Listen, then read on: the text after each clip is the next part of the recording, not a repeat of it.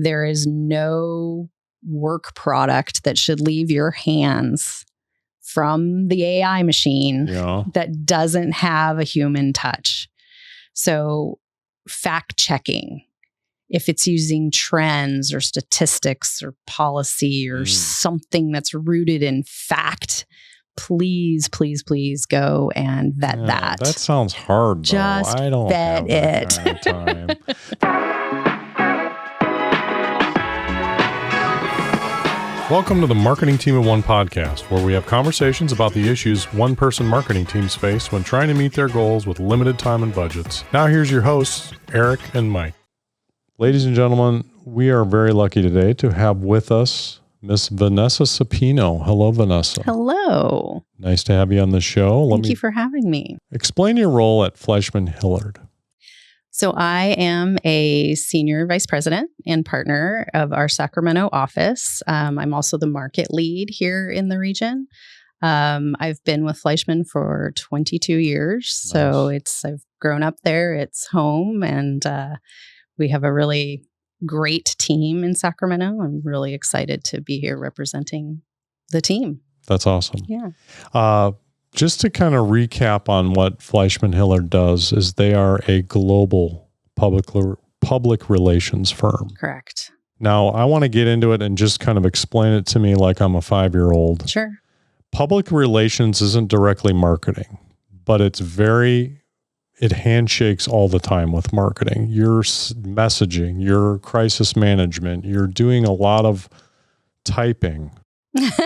Right? Yes. That's what you're delivering as words, basically. Correct. Is that a good way to kind of That's a great way. it? Yes. We are at the table with marketing. We're at the table with the executive management of our clients.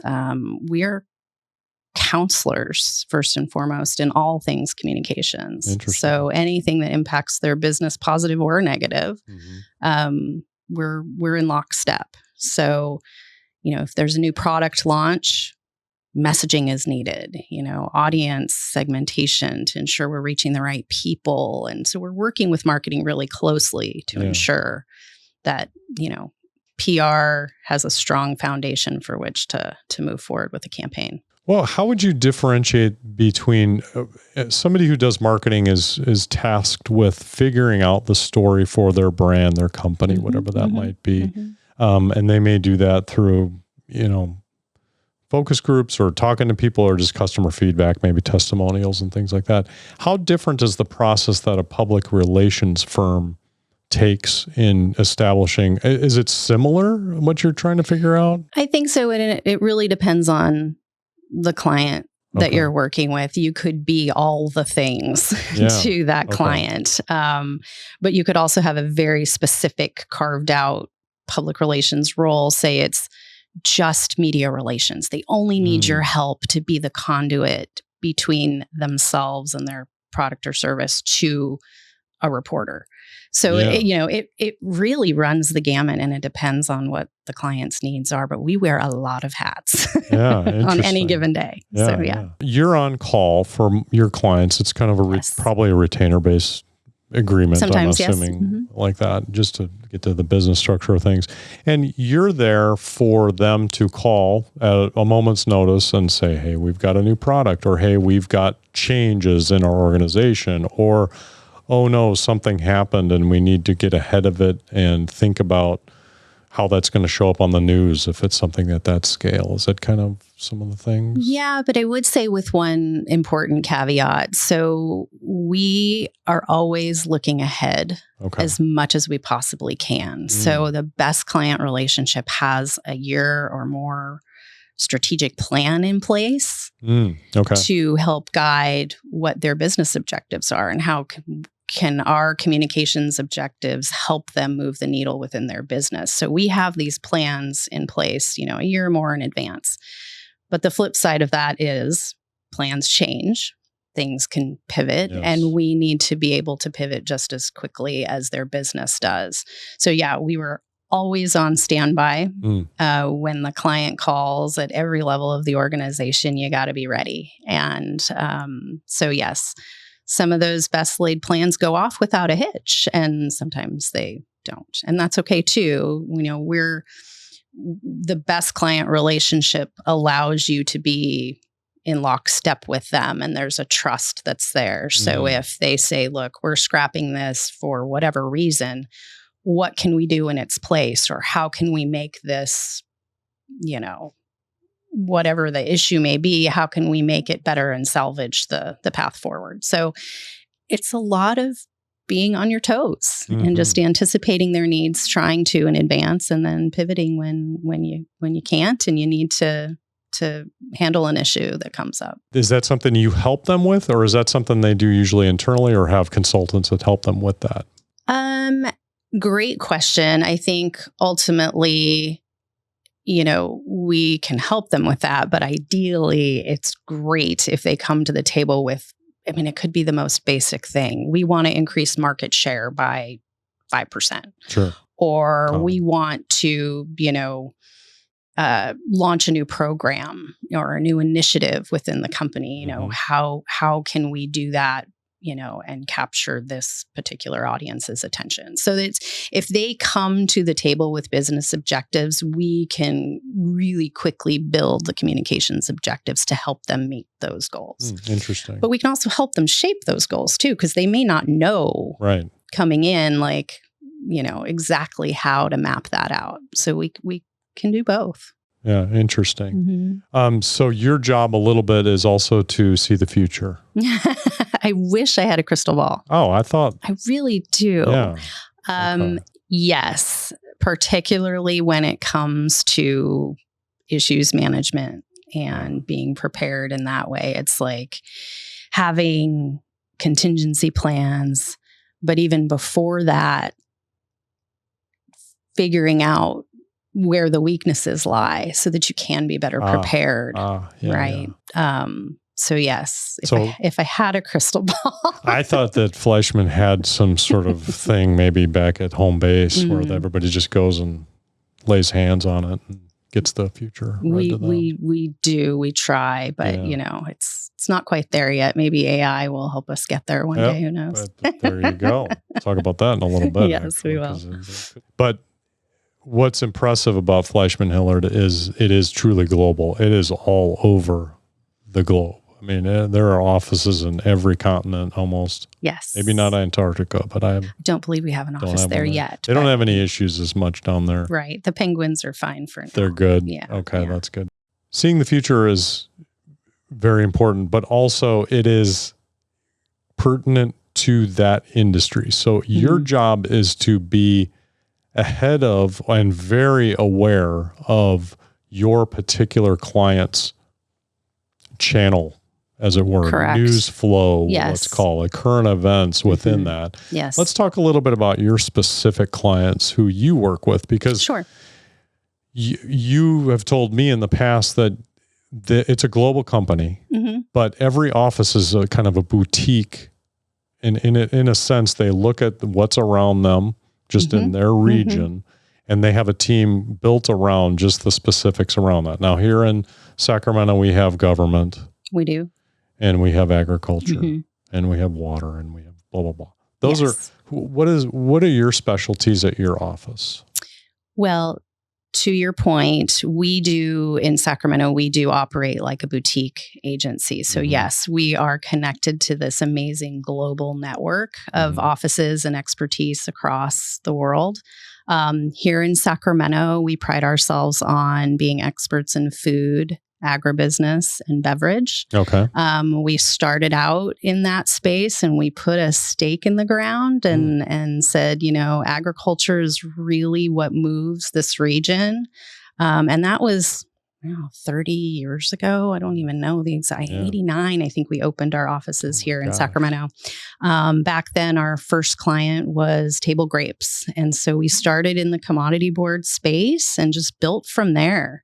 One client at a time, one campaign at a time, to now having, commodity boards, packaged goods, agribusiness companies sort of as our main client roster. Interesting. Is wine part of that? You said grapes. I think wine, or is that we had wine for quite some time. Okay. I think at one point during the height, we had 11 wine brands that we managed out of our office. Fun times for sure. A lot of brainstorming and collaboration to come up with the next best campaign. But today we don't actually have wine on our roster. And as you know, that industry is having some troubles, if you will, but hopefully it can be back on the comeback tour real soon. We have what I call farm kids in our office who grew up on dairy farms and in vineyards and other specialty crops and things. So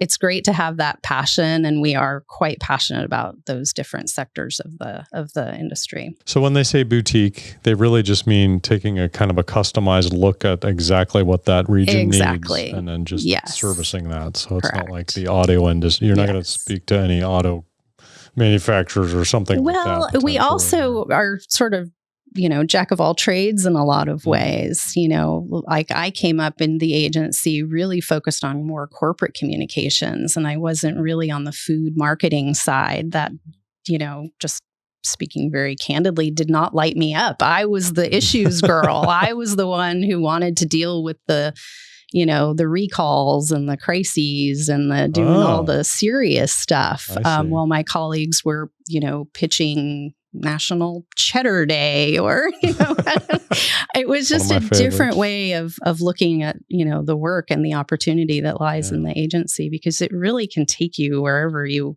want to go. If you like writing speeches, well, guess what? There's a role for you within the agency to do just that. So it's it really hones your skills, I think, over time, and you end up having not only an expertise in the industry sector, but also with your craft and your capabilities. So, and a part of it's public relations, and so relations is a big part. Obviously, you have to have relationships all over the industry. Yes, that's a big part of growing and thriving in the public relations world, is having not just the clients who need your help messaging things, but then you also are a conduit to media. Correct. Advise, political people. Maybe there's, lobbyists or something like that. I mean, explain the full breadth of what that looks like. Obviously, we know the client side a little bit more now, but let's talk about the other side of that. Like, who are you? Why did they come to you? Because you've got a red phone that you can call the governor or something like that? I mean, is that part of the dynamic? Yeah, I think for the most part, our clients lean on us for those relationships, whether it's media in a particular sector. If you manage, say, a tech client, you're going to have the relationships in the media, that are very much focused on the tech scene. And so over time, reaching out to them, working with them, setting your clients up with them on interviews, you get to know the people who, care about the industry and the trends. And, you do sort of have that bat phone, if you will, when, you need it. That collection of people, that network that you've built is super valuable. I'm wondering, does your network span all the way up to, New York Times reporters? Do you have channels that speak to kind of large media as well as industry specific and maybe just regional media? Absolutely. Okay. Absolutely. And if I personally don't have those relationships, we have people in the firm that have those relationships. And so there was just a scenario recently where we had a client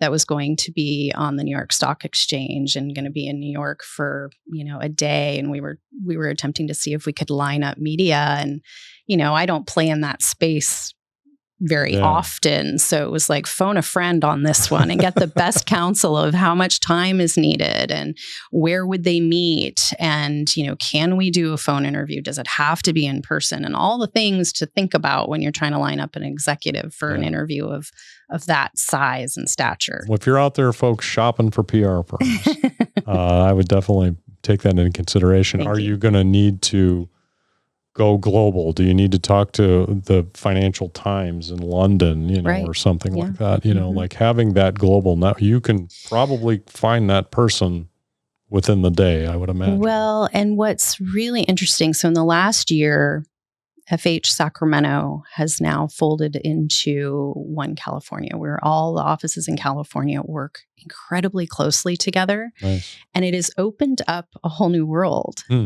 because, to your earlier point, when you have this global company, it was hard to forge those relationships across offices unless, there was a reason. Yeah. But now, every single day, I'm talking to colleagues in San Francisco and Southern California, and we're on Teams threads and we're sharing and we're asking each other for things. And we've created this amazing camaraderie, but also you're getting to know the skills and capabilities of the whole state. Yeah. And so it's great, as you said, like financial communications. I know exactly who to call if I had a client that said, hey, we're looking to, put out an earnings statement. Can you do that for us? I would imagine that other offices, even if it's a global organization, they can maybe be not competitive, but kind of like, hey, I'm wine. You know what? I'm going to handle all the wine stuff. Was there ever any fear in the dynamics of kind of opening up California to anything like that as far as? Not really. Surprisingly, you would think that, but no. I think we are all playing really well to our strengths and sort of staying in our lane. But if we needed support across something, now we have this huge foundation from which to pull. Nice. So I wish I could say we're fighting tooth and nail for, Darn, our stake in the ground in our territory. But no, we play really well in the sandbox, which is great. That's awesome. Yeah. Let's talk a little bit about building that network then. So obviously you've got a great network internally at FH, so that's super powerful. But you as an individual or your teams, how do you build a network as doing what you're doing? What do you do? You're just reaching out, going to places. What does that look like?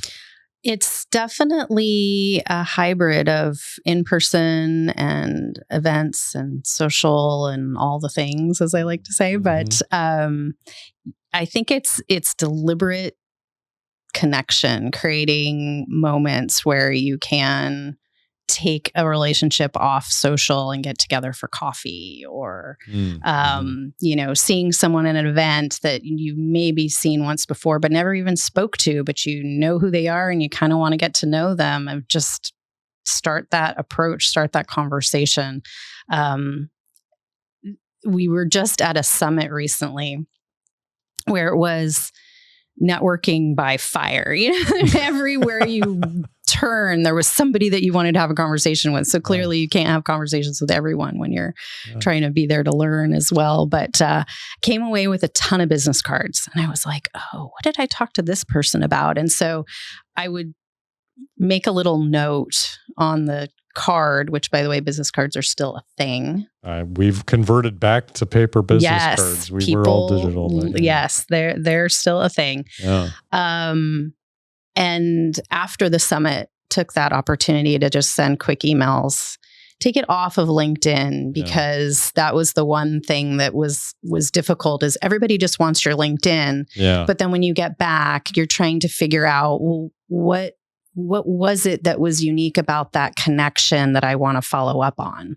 Because now they're just one of your 500 followers or friends and trying to figure out what made them unique is difficult in that space. So I think it's those small touches, but also trying to get behind, from behind the screen and meeting in person. Like I know. Actual sharing the same space. I think we're getting back to that, which is nice. I like that too. I mean, it just does kind of cement a lot more in your brain. Like, oh, that's that person. And I really like that thing about that person. And, Well, I think also in the work that we do is being that connective tissue. Yeah. So if I know somebody who could benefit from knowing you and I introduce the two of you, and it becomes a beneficial, relationship for you, it creates value, right? So how often are you doing in-person stuff? Is it twice a month, 15 times a week? What is it?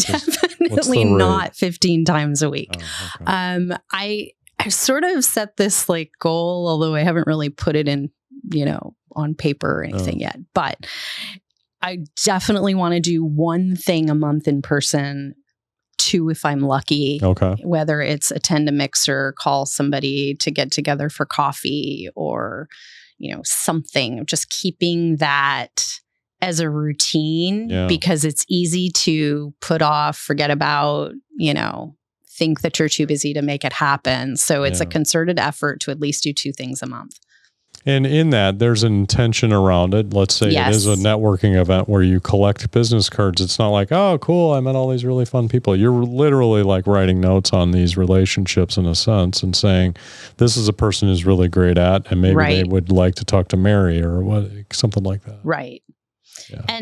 And don't get me wrong, I think social media is really important for, continuing to build that, knowledge and that relationship about that person. Like if I read an article that reminded me of them or their work, I would, shoot it over and say, hey, thought of you. And I don't know. I think that just, again, kind of adds that additional value of, reaching out to somebody new and creating that relationship over time. Yeah. Yeah. I mean, we're all professionals in this world, and it's so critical. I think I know that there's some people that seem to have pushback around these ideas of networking events. It's just too corporate or something like that. But it can be, certainly. As I think you pick and choose what works for you. Yeah. And, I really like the events that leverage the relationships within our space, because I think we learn so much about what's happening in the communications industry by talking to each other, because sometimes you can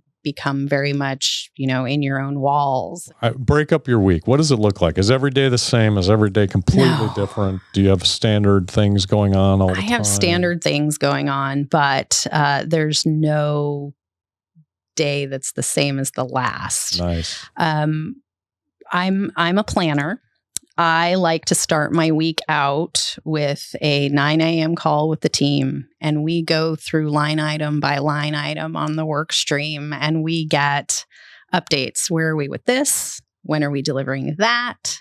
When do we need to check in on this? And that's everything from, the client side, and also checking in internally on the team, making sure everybody has, their marching orders, so to speak, for the week. It just sets the tone. Yeah. It really, really sets the tone. So I like to get really clear and organized on what my week's going to look like on those Mondays. And then by Tuesday, it's all like, whatever. It's all thrown in the garbage can. No, but then actually, and I don't know, this just over time. So then Tuesday becomes okay, we're checking in with the client. We're giving them, an update on all those work streams. Do we need their help to move something along? Is something stuck in a bottleneck that we need their help to unstick? Yeah. So those are the main tasks I want to start to move on Tuesday. And then with the goal of having as much as we can get done in that particular week, Wednesday, Thursday, Friday, it's nose to the grindstone to get that list checked. Yeah. That's good. Now, you're working with partners all over too. You're not just working with your internal team. Is there standard workflows with some of those partners that you're working with? As they do a check-in meeting or something like that? Yeah. And it really depends on the initiative. I mean, we work with, we work with a lot of marketing partners on behalf of our clients. So we have really detailed work back plans that say, okay, by this date, we needed this contract, or we needed the press release to be drafted. And so it's following those timelines and keeping all the trains running on time is a lot of what we do. Taking inventory of all that from the get-go and making sure that everybody is assigned a task, and then it's just convening the right partners to make sure the work's moving along. It's not glamorous. It's checking boxes. Sounds like work. Yeah. Yeah. So I think I'm in a unique position because I have managed Kubota as my main account for 17 years and have just developed tremendous relationships within that organization. There are days where I feel like an employee of their company and I live and breathe the brand.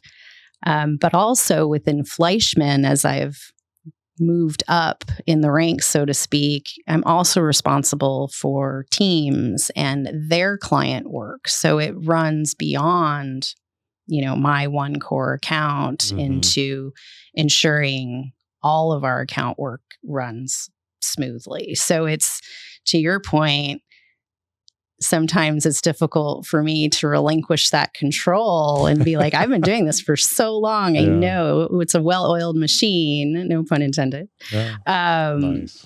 But entrusting the team to carry the work forward. Yeah. And when I'm needed, I'm there 100% of the time for issues, crises, executive counsel, and just, overall strategic planning. You have to wear different trucker hats. It sounds like absolutely different days. Yeah. Absolutely. And that's, as you're doing it longer and longer, that just becomes more comfortable. You've got your hat rack. Yeah. Today we're going to put on that. Here's the Kubota orange. Yes. Yes. It's true. Let's talk a little bit about the really fun stuff at a PR firm, crisis management. Okay. The stuff you see on the news, the stuff you see on TMZ, maybe not, but it could potentially, maybe. Potentially. It depends on who you're working with. Right.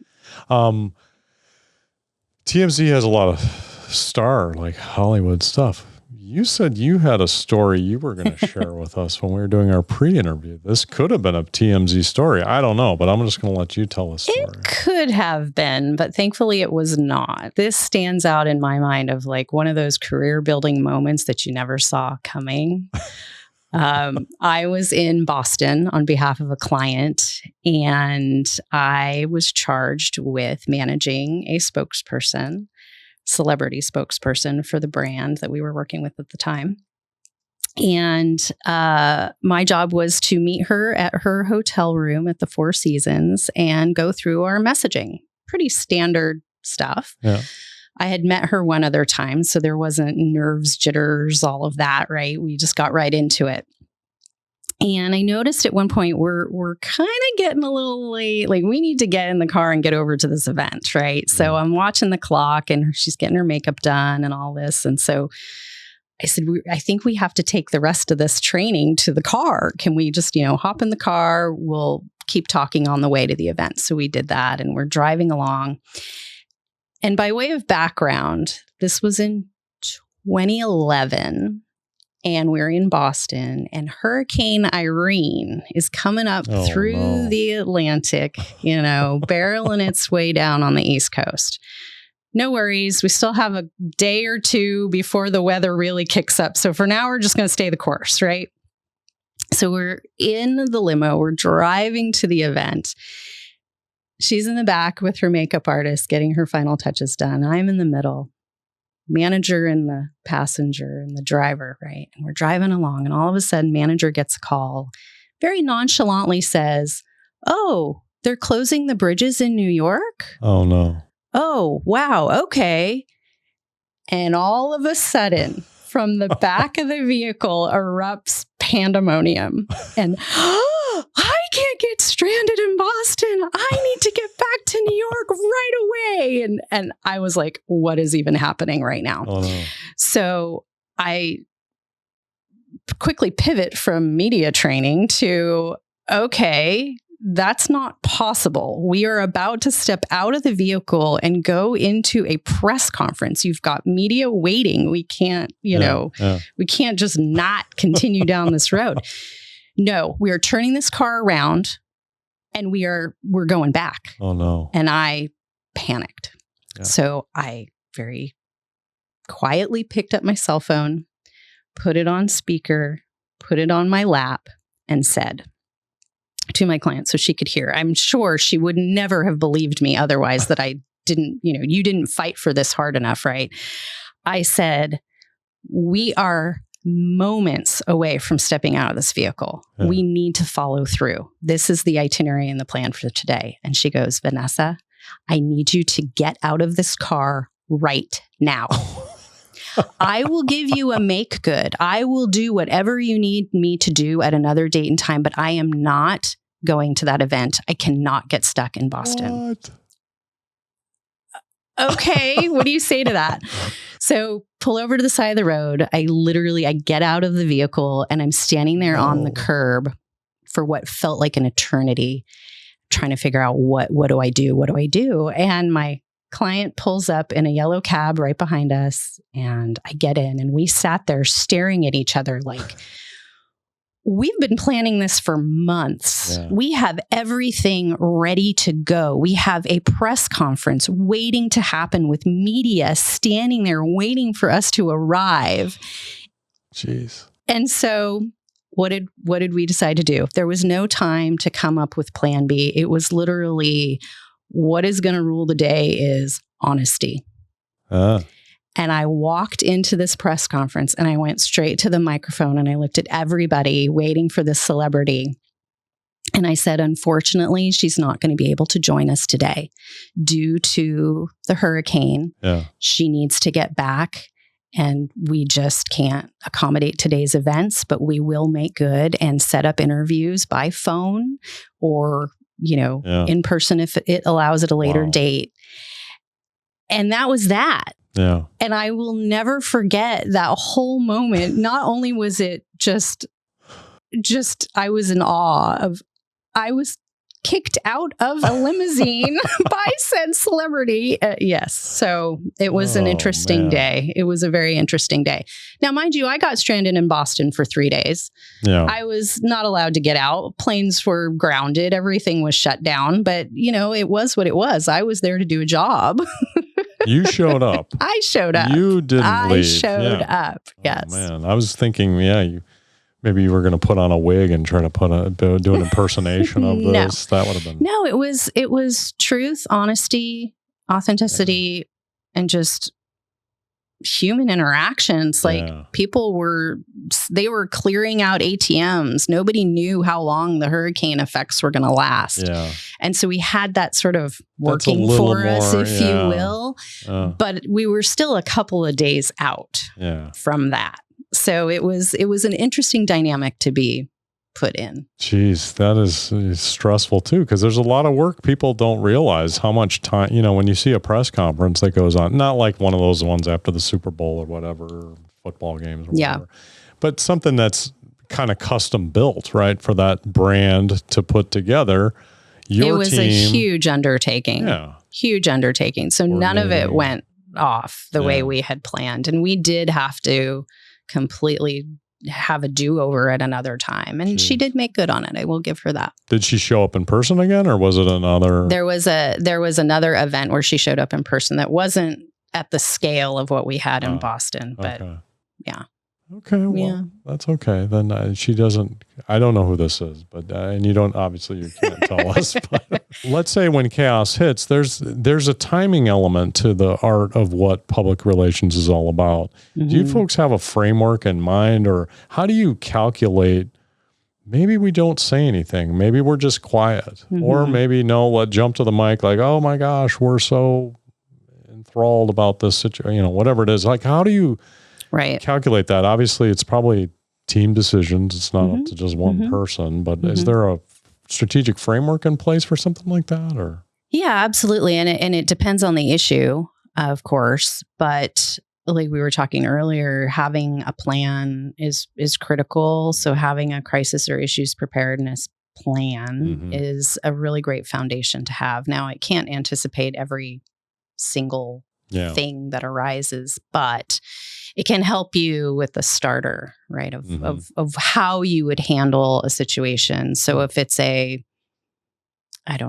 let's say a fire at a facility or something like that, and you were to get the crisis plan and hopefully dust it off and say, okay, we did this work at one point. Let's figure out how we're going to, engage. That might be a little bit extreme, because there again, you're moving at a mile a minute when you've got a disaster of that capacity. But having a plan is helpful to know what to say and when to say it. Because if you have a statement or pre-prepared messaging, you're not completely wordsmithing. Yeah. You're not starting from scratch. You're maybe nuancing some of the language, and you're, hopefully putting yourself in a great position to control the message on the other end. So I think it does take a calculated approach to determine, whatever the issue is, can we stand to be silent? Is it an issue that is near and dear to our hearts, like safety? If so, then we need to make a statement, or we need to be more proactive with a response. So you look at an industry, let's say it's ag or food. Let's just pick food. Sure. And you've already done the work to say, okay, here's all the terrible things that can happen with food. There could be a food safety issue. There could be a disaster, recall, like you just illustrated, a recall. Yes. Or, something in the facility happens to an employee. They're hopefully in your scenario planning, you've thought through everything that would need to happen, not only from a operational perspective, but from a media perspective. So you would hopefully have statements in place that would address just the basic framework, so that you're just plugging in the details, because in that moment where things are moving so fast and furiously, having that foundation will help you with consistency of message, but also speed in delivering it, and really just making an impact because you've thought through all the potential outcomes. Those are probably hard days to sit with the client. Those are hard days. Let's think about the worst things that can happen to you. Yes. Now, there's a study that just came out of UCLA that says your product now causes this thing or whatever disease. And so you got to plan for all those things. And that's a really smart way to get ahead of things. Yes. And it's also really important to map out the protocols of who do you call when you get the call, so that you're clear. You have your roadmap, because sometimes panic can set in, and having that, one step-by-step process is a calming experience, because it gives you what you need to move forward and to be the voice of reason sometimes when there's total calamity on the client side. So when would you be quiet? I think there's a lot of value in deciding to be silent. You don't have to take on every issue. And I like to think of it as like, if we got a media inquiry that felt a little bit out of left field, like, why would we even comment on that? Like, we don't have a stake in that issue. It's not about us. I think about it as, it's very visual for me, and I don't know where this comes from, but it's like, if you were to make a statement, how wide of a net are you actually casting? Okay. Because you're casting it so far out, and it maybe isn't even your issue to own and comment on. So think about that. Who does this issue matter most to? And if the honest answer is my employees or my customers or my clients, executive leadership, then you have to sort of figure out if making a statement or a comment is going to help or hurt that mission. Because you're shining a light on whatever that is. Yes. You need to be careful as to that flashlight. You don't want to just shine it at everything and highlight maybe something that's pretty off base, that's just looking for a headline or a reaction. Yes. It's kind of that, when I fight my brother and I'm just looking for the reaction. Right. Right. Kind of a dynamic, you don't want I think a lot of reporters too, I'm not generalizing here, but, they don't know if you're going to actually respond, but we have this like inherent need to be responsive. Sure. But that doesn't mean you always have to issue a, on the record statement. If they came to us with a question and we're like, we have no clue of how to even answer that for you. Like, we're not the right people. It's just being authentic and honest with them as well. Like, this doesn't involve our particular client. Sorry, we can't help. Being very, disciplined and like, we're only addressing. Yes. This. We cannot speak on behalf of the entire industry or on behalf of that policymaker. You're going to have to go to the source. Yeah. Okay. So that is a big part of it. It's a real big part. And I love those days where we have worked really hard on a crisis plan or a statement and we are ready to go. And then the media never calls. No. And it's like, yes.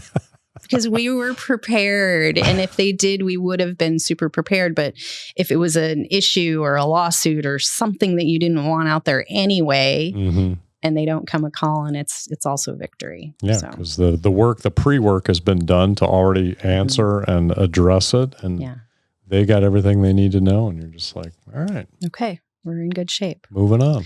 Because ultimately, back to the original question that you'd asked about public relations, I mean, I feel like it's my job to promote a company, but also to protect their reputation at every angle. Yeah. So I could be out there only talking about positive things, and yet when something negative comes along, well, guess what? It's my job to protect the reputation in that same moment. Maybe that's that distinction between marketing and PR, is that you handle a little bit more of those darker issues, as we're marketing, just like, we're great because we do all these things. And absolutely. Awesome. And there is a place for both, hats to be worn. Sure. And people who thrive on that side of it. Yeah. And people like me who thrive on the other side of being totally prepared for protecting the core values and mission of that. Interesting. So that's built into your psyche as I need to be prepared for disaster. And I think I'm wired that way. Even my friends will go, oh yeah, Vanessa has to have a plan. Yeah. Like, I don't just show up like, what are we doing? Where are we going? Nope. I know where and when and how. And nice. Yes. That's what you're building is that toolkit, is to have that ready when things come down. And really we're talking about the crisis side of things, not so much the marketing, because there's probably, you're helping develop that stuff and you're projecting it in your own way, whether it's through commentary or things. Is that part of what a PR, they might write like op-eds and opinion sides or advertorial kind of material? Yeah. And I think that's one of the things that has kept me, so grounded. I got into PR because I love to write. Now, is it all about writing? No, there's a whole lot more that goes into it, but that was really at the core, because I just put me in a room and let me write press releases all day. That sounds amazing. Interesting. How many press releases do you think you've written in your life? Oh, I have no idea. I couldn't even tell you. Really? I was bragging the other day that I knew where all the bodies were buried because I have like these files that go back to press releases that I wrote in 2007. And I'm like, that was a while back. Am I ever going to look at those again? Probably not. Well, now there's so much more that's involved with, native content. When a client will purchase advertising and you can get value ads and write articles and place bylines because you have this big buy that you get these perks that go along with it. You got to break this down. Yeah, for me now. I'm starting to look at the news media a little different. Well, and it's sponsored content, right? Okay. So we always like to look at the full mix, and earned still rules the day, but there should be a very concerted effort at paid and making sure that you're getting the message in the right hands and the right frequency over time so that it could really land.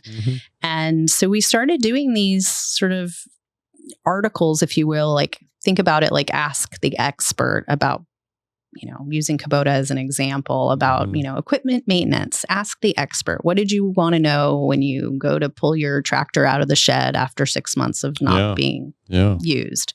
And so that sort of just takes on, a content ecosystem of its own, because you can put it on the blog and you can put it on social and it'll run in hobby farms or another industry trade type publication.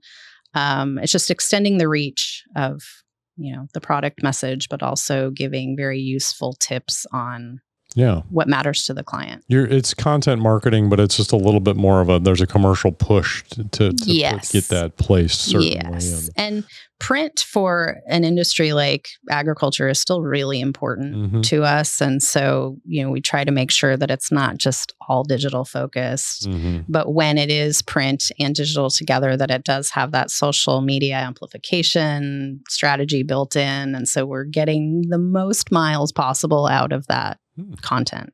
Yeah, that makes a lot of sense. Yeah. It's interesting to talk also to other public relations people, and then also news media. I mean, the news industry itself has been just devastated, obviously. I think online has removed so many revenue streams where people would pay for a paper subscription and you would go pick it up off your front lawn. How should we look at the news media now in the sense of, is this trusted content? I mean, they can, obviously the things you're talking about have a little byline on the bottom that says sponsored content. And it looks like an article, but maybe it's a little more highly designed. Maybe there's bigger pictures, things like that. And it's pretty obvious that it's, you know what you're getting, but you're also adding value, and there's a good space for that. But I'm wondering, do you play in that space, or what? Give me your thoughts around news media, especially around newspapers and articles and things that are appearing as news that may not be news. What's your perspective on some of that? It's a really good question because it has changed so much over the years. And I think just being sort of sensitive to that and aware of the changes, I think has been really helpful.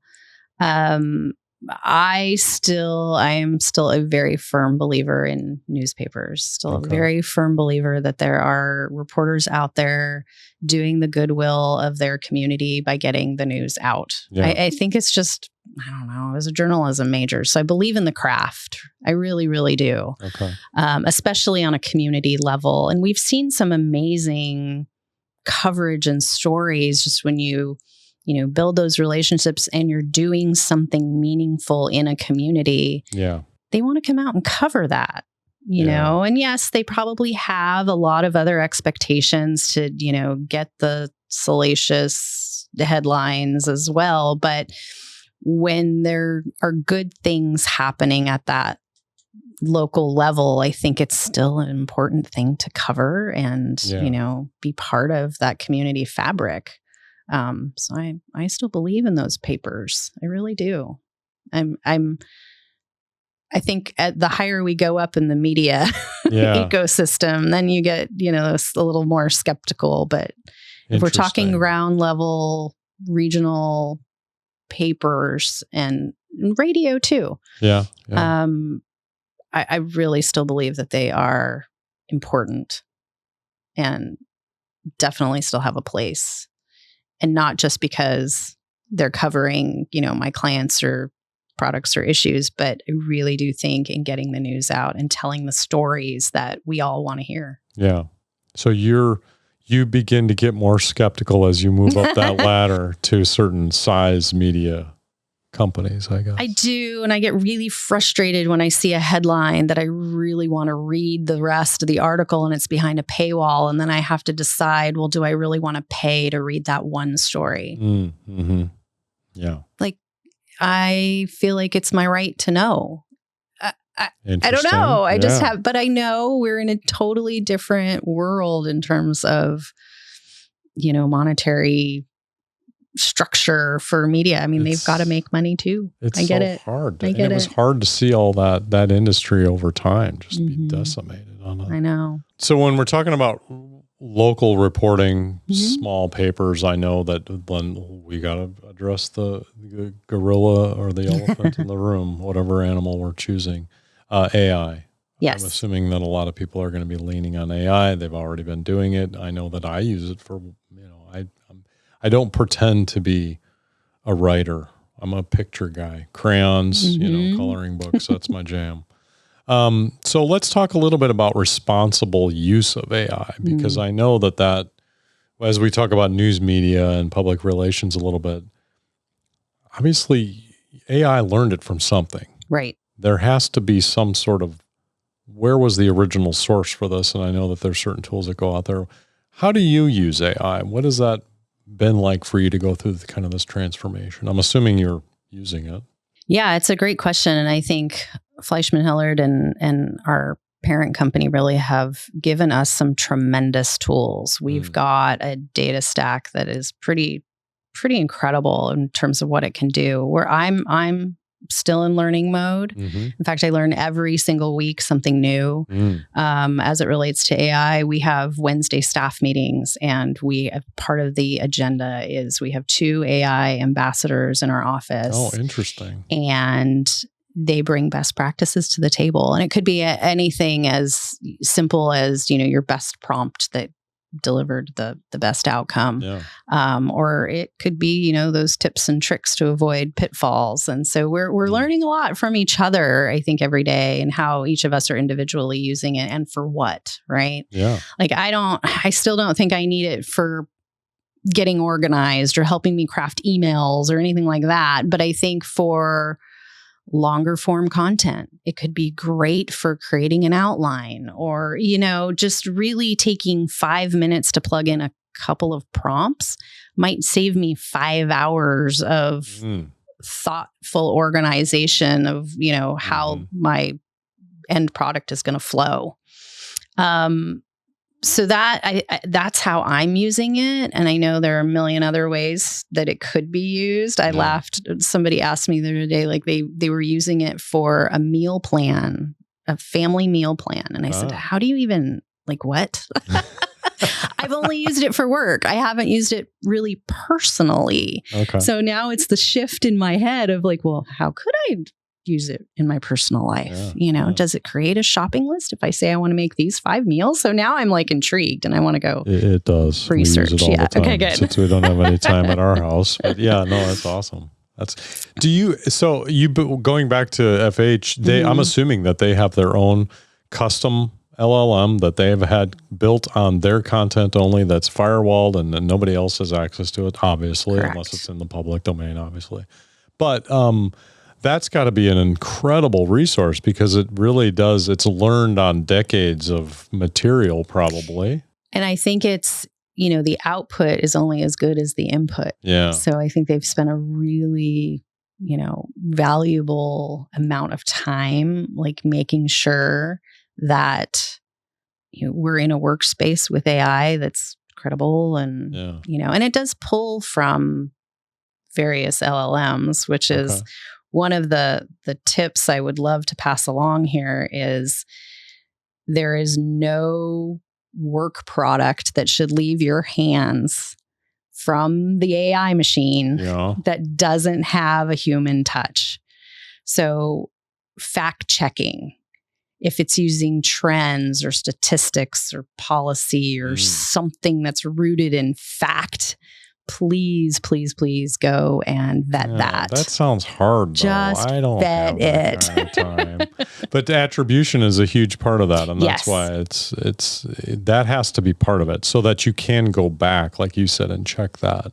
Correct. Graph chart, whatever data point has been brought up. So. Yes, because I think I haven't seen it personally, but the hallucinations of, filling in the gaps of things. And we had somebody on the team say that it had asked, well, I really like this stat. Where'd you get it? And it couldn't list a source. Darn. So I don't think, unless you go to the Google machine and you actually find the study or the report that stated that fact, do not use it. I haven't really dabbled in graphics development or anything like that. It's really the written word. Yeah. So I'll let you know.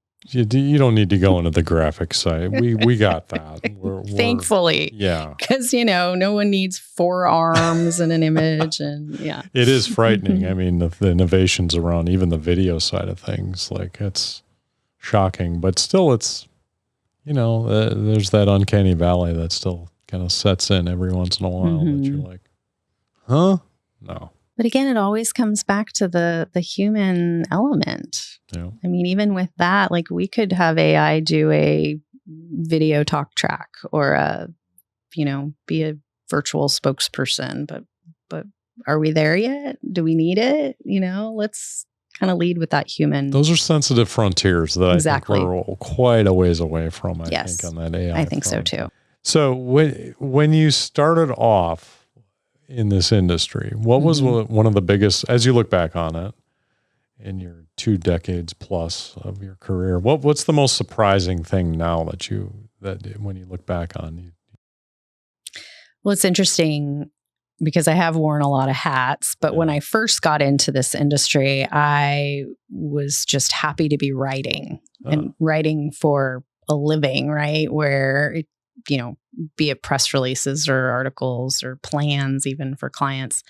I love that part of the job. But what was surprising to me was how much business acumen you have to have in this industry.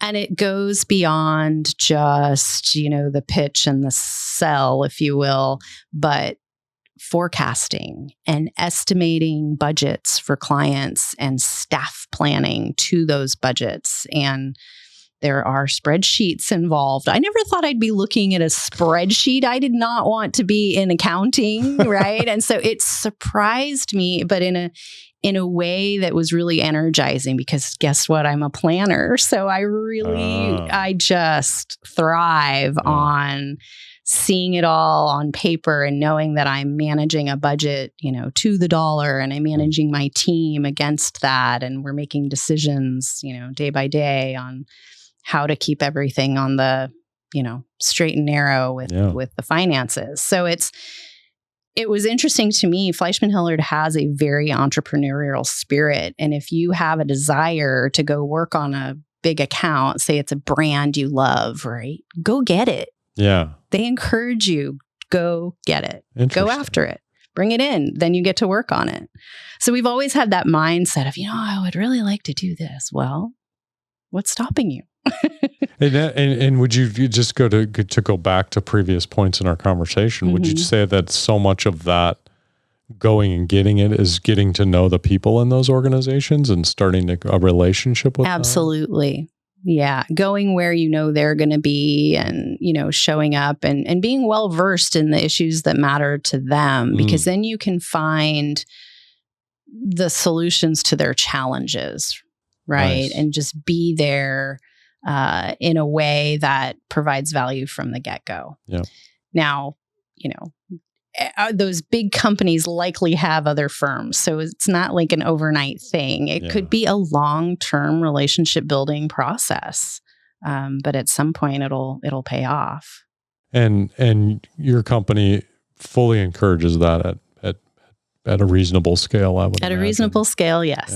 Yeah. That's great. We talk about it, and we have calls every week with leadership, and, we talk about prospecting, we talk about growth, and, we're very much rooted in growing our people and our clients and our business. And so it's something that we collaborate on regularly, and we strategize. And, I would have never in a million years guessed that I'd be part of those conversations coming into PR.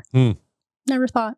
Yeah, it's like biz dev almost, right? I mean, and I love it. I love that part of it. It's, I think, what has kept me at Fleischman for 22 years. That collaboration and learning. Yeah. And learning the business side of running an agency. If you were a marketing team of one, you had no access to a global superstar such as yourself, and you were on your own, and you're working for an organization or a company that needed PR support, not so much marketing. We've talked about marketing a lot on the show, but let's talk about PR.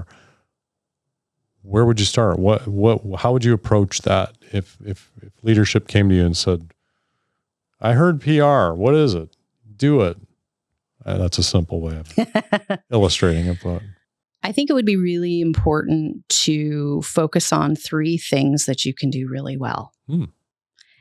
Because 10 things is probably spreading yourself too thin. But if you can find that sweet spot and deliver on that so well that you become an invaluable partner, you can grow over time, but really just honing your craft to 3 things. Okay. So if that's media relations, great. Hire me for that and see what my capabilities are in that space. And then we can grow that over time. And does that become crisis preparedness? Maybe. But really making sure that you're intentional in what you're selling and what your services are and where your strengths lie. Vanessa, if people would like to connect with you, I'm assuming you're on LinkedIn. Yes, absolutely. Vanessa Sapino at LinkedIn. Also can look up the FleishmanHillard website and, reach out that way. But LinkedIn's probably the best way to find me, or the next PRSA event. Perfect. Come on over. This has been incredibly insightful, and I hope so for our audience as well. Just to see the PR side of things is always fascinating. Of course, there's the Hollywood side of things, which is that'll always keep you on your toes. Of course, yeah. Keep you in the news, as it were. But it's been really insightful, and I appreciate you being on the show. Thank you so much. Thank you so much for having me. This has been just as fun for me. Awesome. Yeah. Great. Thanks, everybody. Thanks for tuning in. For more information and other episodes, subscribe to the Marketing Team of One podcast on YouTube, Apple, or Spotify podcast networks. You can also chat with us on the r/Marketing Team of One subreddit or visit marketingteamofone.com to learn more.